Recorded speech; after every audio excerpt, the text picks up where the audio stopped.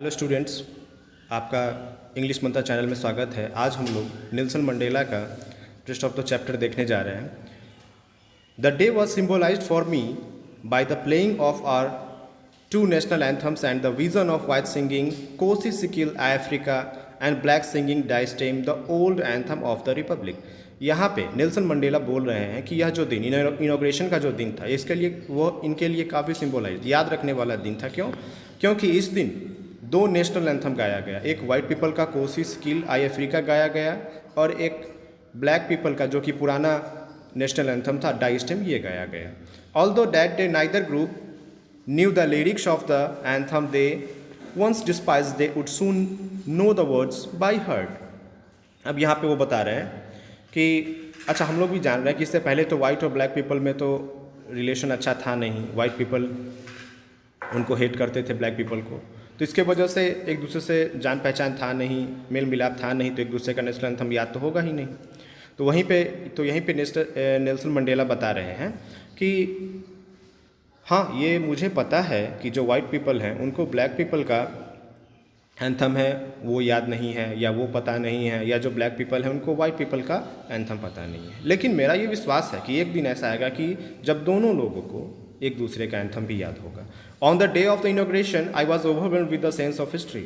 अब बता रहे हैं कि इनॉग्रेशन के दिन मुझे इतिहास यानी पीछे की कुछ बातें याद आई। In the first decade of the 20th century, a few years after the bitter Anglo-Boer War and before my own birth, the white-skinned peoples of South Africa patched up their differences and erected a system of racial domination against the dark-skinned peoples of their own land.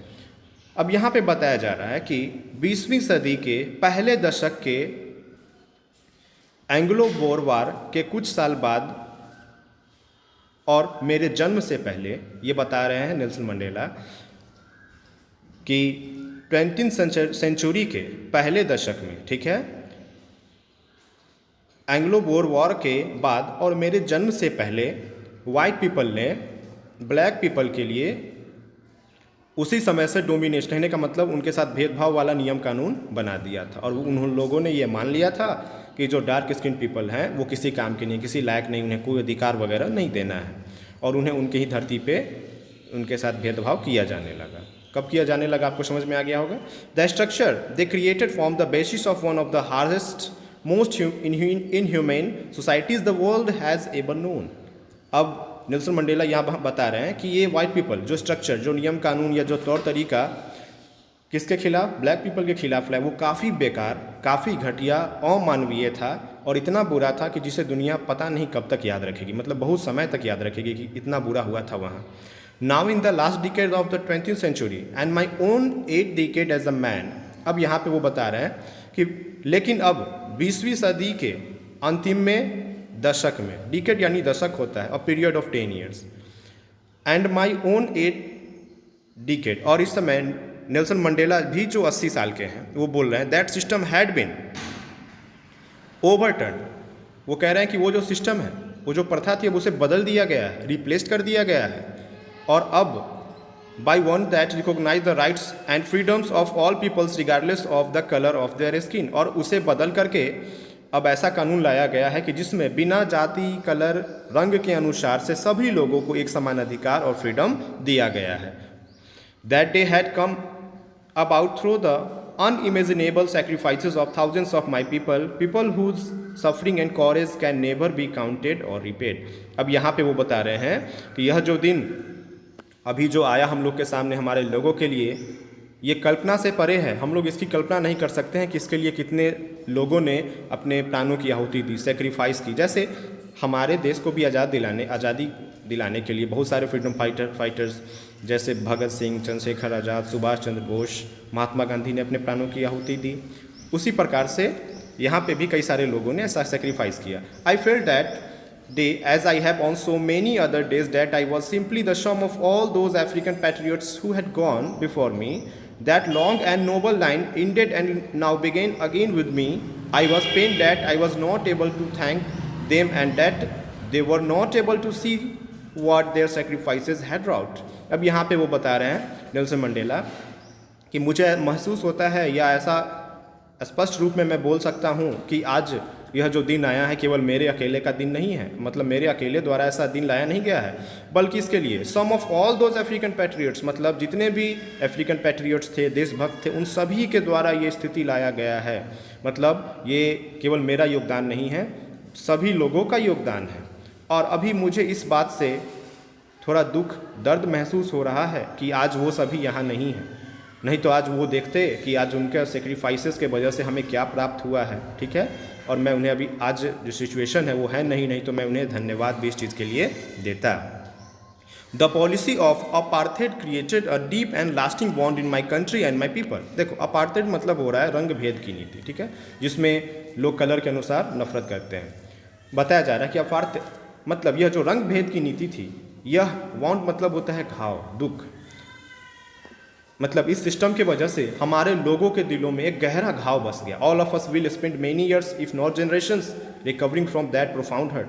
और वो बता रहे हैं Nelson Mandela कि इस घाव से हमें उभरने में ऐसा नहीं कुछ वर्षों लगेगा, कुछ पीढ़ियां लग जाएगी, मतलब बहुत समय लग जाएगा कि मतलब वो घाव इतना गहरा था।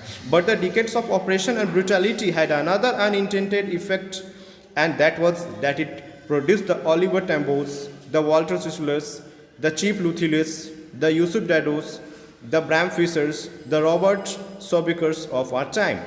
अब यहाँ पे वो बता रहे हैं नेल्सन मंडेला, लेकिन उन दशकों में जो हमारे साथ ऑपरेशन अत्याचार हुआ, ब्रूटलिटी, क्रूरता या निर्दयता हुआ, मतलब निर्दयता वाला व्यवहार हुआ, तो उसके वजह से क्या हुआ कि कई सारे ऐसे नेता उत्पन्न हुए, जैसे इन जो नाम बताया जा रहा है, मतलब वही अत्याचार के वजह से, अत्याचार को सहते सहते उसी कारण से कुछ नेता उत्पन्न हुए, जैसे जो यहाँ पे नाम दिया गया है। जैसे अंग्रेज ही हमारे साथ कितना अत्याचार किए थे, अत्याचार हद से ज़्यादा बढ़ गया।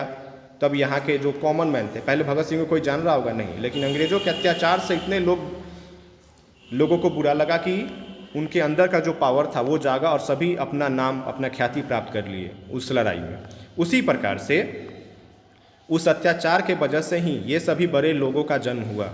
ठीक है, आगे, main of such extraordinary courage, wisdom and generosity that they are like may never be known again।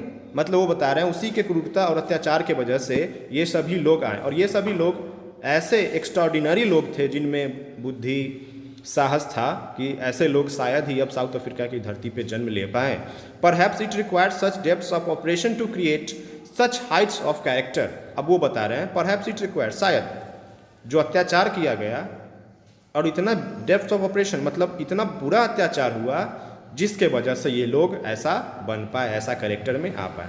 जैसे मान लो कि बहुत सारे मूवी में देखते हैं कि जैसे एक्टर है, काफ़ी सीधा साधा हीरो होता है, लेकिन जब विलेन इतना अत्याचार करता है तो उसके अंदर का दूसरा ही एक इंसान जाग जाता है ना, तो वो अलग आदमी बन जाता है। वही बात, my country is rich in the minerals and gems that lie beneath its soil, but I have always known that its greatest wealth is its people, finer and truer than the purest diamonds। काफ़ी सुंदर बात यहाँ पे Nelson Mandela बता रहे हैं कि हाँ, मुझे पता है कि मेरा कंट्री काफ़ी रिच है, यहाँ पे मिनरल काफ़ी ज़्यादा है, काफ़ी जेम्स हैं, रत्न हैं, डायमंड्स हैं, और यहाँ की मिट्टी के नीचे दबे हुए और भी जो अलग खनिज संपदा है वो है, लेकिन हमारे देश की सबसे ज़्यादा महत्वपूर्ण चीज़ या धन क्या है? यहाँ के लोग हैं। It is from these comrades. अब यहाँ देखना कॉमरेड्स क्या होता है। कॉमरेड्स का मतलब होता है साथी, जो किसी के साथ काम करता है, यानी यहाँ नेल्सन मंडेला के साथ जो काम किए वो कॉमरेड्स हैं। It is from these comrades in the struggle that I learn the meaning of courage. और वो बता रहे हैं कि उनके जो साथी थे उन्हीं से उन्होंने कॉरेज का यानी साहस का असली मतलब सीखा। Time and again I have seen main and women risk and give their life for an idea. और वो बता रहे हैं कि उस समय मैंने देखा कि एक आइडिया क्या मतलब साउथ अफ्रीका के लोग चाह रहे थे कि उनका अपना एक डेमोक्रेटिक सिस्टम हो, और ये भी जो वाइट पीपल और ब्लैक पीपल का जो हेट है ये सब खत्म हो। तो ये एक आइडिया था, मतलब विचार था, और इसको लेकर के जो मेन थे, वुमेन थे, सभी ने अपने लाइफ को कुर्बान कर दिया, उसको रिस्क पे लाया। I have seen men stand up to attacks and torture without breaking, showing a strength and resilience that defies the imagination. वो बता रहे हैं कि आई हैव सीन, मैंने यह भी देखा कि बहुत सारे लोग उठ खड़े हुए हम पे अत्याचार करने के लिए, हम पे आक्रमण करने के लिए, लेकिन हम लोग बिना टूटे हुए अपना एक अजब मतलब बोल सकते हैं काफ़ी बड़ा मजबूती दिखाते हुए और सिचुएशन को ऐसे डील किया हम लोगों ने कि वो कल्पना के परे था। I learn that courage was not the absence of fear but the triumph over it. यहाँ पे नेल्सन मंडेला बता रहे हैं कि मैंने यह सीखा कि साहस का मतलब ऐसा नहीं होता है कि हम किसी चीज़ से नहीं डरे तो वो साहस हो गया, बल्कि साहस का मतलब है हमें अपने डर पे जीत पाना। ठीक है, जैसे हम लोग एक फेमस ऐड भी देखते हैं माउंटेन ड्यू का कि डर के आगे जीत है, ठीक वैसा ही जीत लिए वो साहस है। The brave man is not he who does not feel afraid, मतलब बहादुर वो नहीं है जिसे डर नहीं लगता है, but he who conquers that fear, लेकिन बहादुर वो होता है जो अपने डर के आगे विजय प्राप्त कर लेता है। No one is born hating another person because of the colour of his skin और हिज बैकग्राउंड और हिज रिलीजन। काफ़ी सुंदर बात यहाँ पे बता रहे हैं नेल्सन मंडेला कि धरती पे कोई भी ऐसा लोग नहीं है या कोई भी ऐसा बच्चा नहीं है जब वो जन्म लेता है तो जन्म लेते ही वो सीख जाता है कि हमें स्किन के अनुसार मतलब कलर के अनुसार एक दूसरे के साथ भेदभाव करना है, धर्म के अनुसार अत्याचार करना है। ऐसा कोई सीखते ही जन्म नहीं लेता है। People must learn to hate and if they can learn to hate they can be taught to love, for love comes more naturally to the human heart than its opposite. अब वो यहाँ पे बता रहे हैं लोग नफरत सिखाते हैं तभी तो दूसरे लोग नफरत सीख जाते हैं, लेकिन यदि वही लोग नफरत न सिखा के एक दूसरे को से प्रेम करना सिखाएं तो जनरली और नेचुरली प्राकृतिक तरीके से लोग प्रेम करना सीख ही जाएंगे, क्योंकि प्रेम ऐसा चीज़ है जो लोग काफ़ी आसानी से सीख जाते हैं और सबको काफ़ी अच्छा भी लगता है। मतलब वही बोल रहे हैं कि हम लोग जो नफरत सिखाते हैं, नफरत के बदले हमें प्रेम सिखाना चाहिए, और प्रेम तो नेचुरली है, लोग आसानी से सीख जाएंगे। Even in the grimmest times in prison when my comrades and I were pushed to our limits, I would see a glimmer of humanity in one of the guards, perhaps just for a second, but it was enough to reassure me and keep me going. अब यहाँ बता रहे हैं, अब देखो उस समय वो सब जो विद्रोह में लगे हुए थे तो ऐसा भी आया हुआ कि जेल गए होंगे, तो वही बता रहे हैं कि एक समय ऐसा आया कि हम लोग को जब जेल भेज दिया गया, हमारे साथियों को और मुझे भी, तो मैंने वहाँ के भी कई सारे गार्ड्स थे, लेकिन एक गार्ड्स जिसमें मुझे ह्यूमैनिटी दिखी, मानवता दिखी। हाँ, बस कुछ समय के लिए ही दिखा हो, कुछ क्षण के लिए, लेकिन दिखी। तो ये बात नेल्सन मंडेला बता रहे हैं कि ये बात उन्हें और ज़्यादा रिएश्योर किया कि नहीं, मैं जो कर रहा हूँ वो सही है, धीरे धीरे लोगों का साथ आएगा और वो हो ही जाएगा।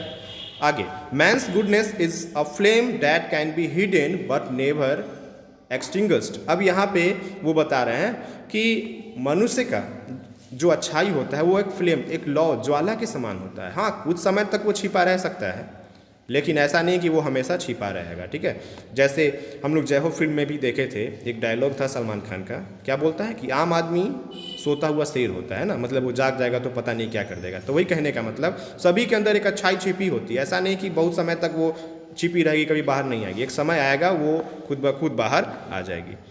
तो आई होप बच्चे आपको ये सेशन अच्छा लगा होगा। हम लोग इसके बाद मिलेंगे इसके अगले चैप्टर में, ठीक है। तब तक आप लोग इसका रिवीजन कीजिएगा और अच्छे से इसे समझ लीजिएगा। Thank you.